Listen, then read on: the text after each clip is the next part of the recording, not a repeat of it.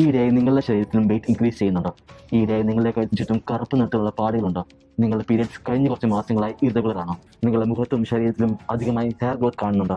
ഇടയ്ക്കിടെ അമിതമായ ക്ഷീണം അനുഭവപ്പെടുന്നതായി തോന്നുന്നുണ്ടോ? If yes, you may have PCOD. നമസ്കാരം, ഞാൻ ഡോക്ടർ മാസ്. ഇന്ന് നമ്മൾ സംസാരിക്കാൻ പോകുന്ന വിഷയം PCOD. ഇന്ന് സ്ത്രീകളിൽ കാണുന്ന PCOD അഥവാ പോളിസിസ്റ്റിക് ഓവേറിയൻ ഡിസീസ് ഒരു പ്രിവെന്റബിൾ ആയ രോഗാവസ്ഥയാണ്. ഈ വീഡിയോ കാണുന്ന സ്ത്രീകളിൽ 10ൽ ഒരാൾക്ക് PCOD ഉണ്ട്. ഇന്ന് കാണുന്ന ഇൻഫെർട്ടിലിറ്റി അഥവാ വന്ധ്യത നേരിടുന്ന സ്ത്രീകൾ 1/3 കാരണം PCOD ആണ്. If we don't take enough precautions now, ഈ പറഞ്ഞ നമ്പേഴ്സ് ഫ്യൂച്ചറിൽ കൂടുകയുള്ളൂ. എന്തുകൊണ്ടാണ് PCOD ഉണ്ടാവുന്നത്? PCODക്ക് മെയിനായി 2 കാരണങ്ങളാണുള്ളത്. ഒന്ന്, നമ്മുടെ ലൈഫ് സ്റ്റൈൽ, അതായത് unhealthy diet, sedentary habits, irregular sleep wake cycles മുതലായവ.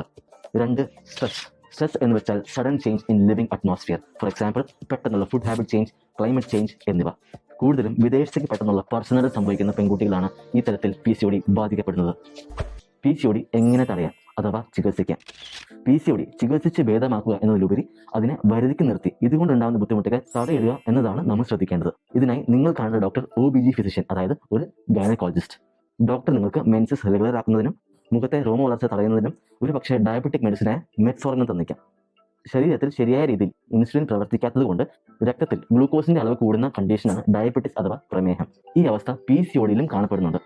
അതുകൊണ്ട് ഒരു പ്രിവെന്റീവ് മെഷർ എന്ന പോലെ ആവശ്യമുണ്ടെങ്കിൽ ചിലർക്ക് ഡോക്ടർ ആന്റി ഡയബറ്റിക് മെഡിസിനായ മെറ്റ്ഫോർമിൻ പോലുള്ള മെഡിസിൻ തന്നേക്കാം. ഇനി PCOD എങ്ങനെ പ്രിവെന്റ് ചെയ്യാം? പ്രിവെൻഷനിലേക്ക് കടക്കുമ്പോൾ നിങ്ങൾ മാത്രമാണ് ഇനി മെയിൻ ലീഡ്. അതിനായി നിങ്ങൾ ചെയ്യേണ്ടത് ഒരു ബാലൻസ് ഡയറ്റും ഹെൽത്തി ലൈഫ് സ്റ്റൈലും ഫോളോ ചെയ്യുക എന്നതാണ്. പ്രധാനമായി ചെയ്യേണ്ടത് 5 കാര്യങ്ങൾ. 1, നിങ്ങളുടെ ഡയറ്റ് ശ്രദ്ധിക്കുക. ചില സ്ത്രീകളിൽ എസ്പെഷ്യലി ഓവർവെയ്റ്റ് ആയവർക്ക് ഇന്റർമിറ്റിംഗ് ഫാസ്റ്റിംഗ് ട്രൈ ചെയ്യാവുന്ന ഒരു ഓപ്ഷനാണ്. 2, completely no to sugar. Instead add leafy vegetables, nuts, more proteins, atleast 3 to 4 liters of water into your diet.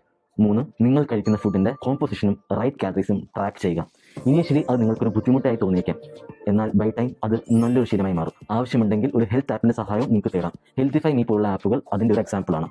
4, exercise. ദിവസവും 30 to 40 minutes എങ്കിലും കാലറി ബേൺ ആകുന്ന രീതിയിൽ നിങ്ങൾക്ക് സൈക്ലിംഗ്, സ്വിമ്മിംഗ്, ജിമ്മിംഗ് ഒക്കെ ചെയ്യാം. ഡാൻസിങ് ഇഷ്ടമുള്ളവർക്ക് അതും നല്ലൊരു ഓപ്ഷനാണ്.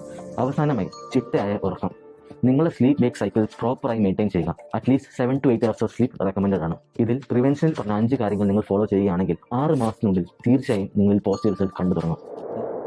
PCOD ഒരു മാരകമായ രോഗം ഒന്നുമല്ല. ഇത് ഒരു സിമ്പിൾ ലൈഫ് സ്റ്റൈൽ റിലേറ്റഡ് കണ്ടീഷനാണ്.